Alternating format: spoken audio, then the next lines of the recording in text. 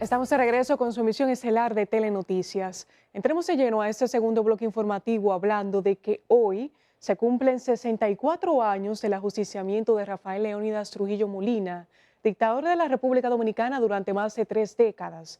Su muerte, ocurrida la noche de aquel 30 de mayo de 1961, marcó el inicio del fin de uno de los regímenes más represivos de América Latina. El periodista Santiago Drullar nos preparó el siguiente reporte. Como de costumbre, el 30 de mayo del año 1961, Trujillo salió desde el Palacio Presidencial rumbo a su residencia campestre en San Cristóbal. Iba solo acompañado por su chofer, sin su escolta militar. Alrededor de las 8:30 de la noche, en la carretera 30 de mayo, un grupo de hombres armados lo esperó en una emboscada planificada con precisión. El vehículo de Trujillo fue interceptado por los conspiradores y de inmediato se desató un tiroteo en el que el dictador fue abatido.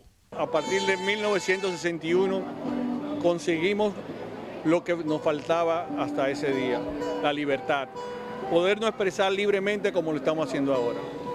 Entre los principales autores del complot estuvieron Antonio de la Maza, Armando García Guerrero, Salvador Estrella Sadalat y Juan Tomás Díaz, entre otros. Muchos de ellos fueron perseguidos y asesinados en los meses posteriores, pero su acción quedó registrada en la historia como un acto de valentía contra una tiranía que había sometido al país durante más de 30 años.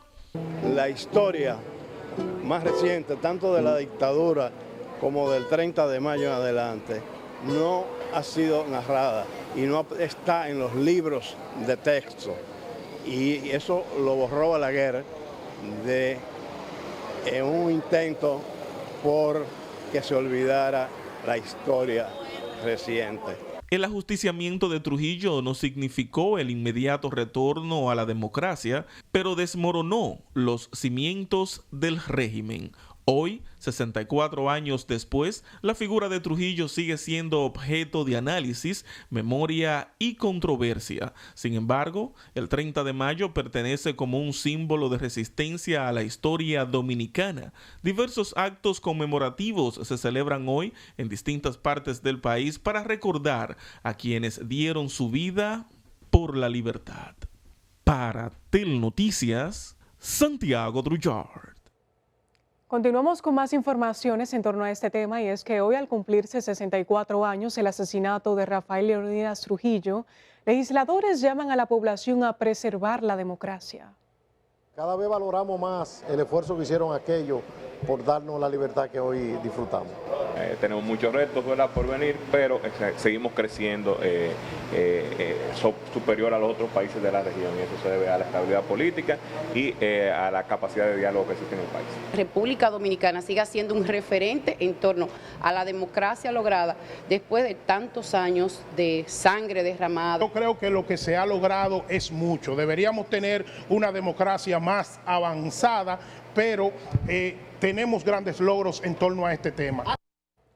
A 64 años del fin de la dictadura de Trujillo, el país sigue enfrentando desafíos como lo es la lucha por la seguridad, la criminalidad, además de la igualdad social, entre otros temas importantes.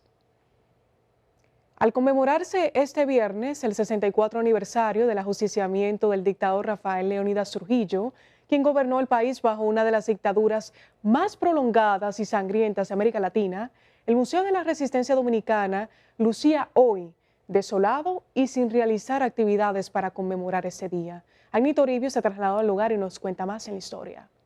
La institución cultural, que recrea a través de murales con imágenes y una extensa recopilación de objetos de los protagonistas que llevaron a cabo el complot para acabar con la tiranía Trujillo, aunque funcionando, estaba ausente de estudiantes y maestros que acudieran a conocer los detalles de la noche que marcó un antes y un después en la historia de la República Dominicana. Al llegar al museo, quienes visitan el lugar deben realizar un trayecto sin retorno que muestra fotos, audiovisuales y murales con objetos personales del jefe, como se hacía llamar Trujillo, entre los cuales resaltan medallas y monedas que eran mandadas a fabricar por el dictador en su afán por exaltar su propia imagen.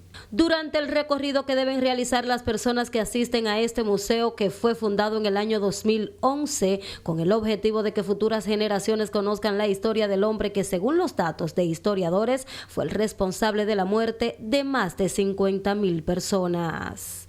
Una amplia galería de imágenes de lo que fue la vida, muerte y legado de las hermanas Mirabales es una de las atracciones más vistosas del lugar. También hay todo un mural dedicado al movimiento 14 de junio. Por último, y al finalizar el recorrido histórico que envuelve a quienes lo realizan en una aventura de información sobre los 31 años de gobierno, una recreación de la cárcel La 40 que muestra imágenes y objetos, incluyendo la emblemática silla eléctrica que eran usados durante los años de gobierno de Trujillo para torturar a quienes se oponían al régimen. Para Telenoticias, Anny Toribio. Por su parte, la directora de Ética e Integridad Gubernamental, Milagros Ortiz Bosch, respondió este viernes a las acusaciones de la oposición de que supuestamente solo se persiga a los funcionarios de gobiernos anteriores, afirmando que han sometido unos 276 casos ante el Ministerio de Administración Pública y otros 50 al Ministerio Público. Eliana Cuevas nos amplía. Ortiz Bosch indicó que entre estos 276 casos hay de diferentes categorías, entre graves, no graves, nepotismo y doble sueldo. Cuando un gobierno dominicano había sometido 276 casos a la administración pública, y esta cosa, la administración pública está haciendo hoy lo que nunca se hacía. Los casos que mandamos, me llaman y me dicen: doña Milagros, necesitamos un expediente número tal, porque estamos citando a la gente para entrevistarlos sobre el caso que usted sometió.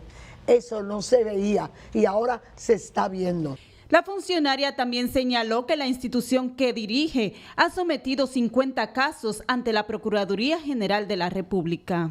Porque hay un informe ya casi hecho sobre qué ha pasado con los casos nuestros y lo de la oficina, la unidad antifraude de la Contraloría General de la República. Exacto. Porque estos tienen como 50 casos también. Algunos son los mismos, muy pocos, porque someto yo y someten ellos.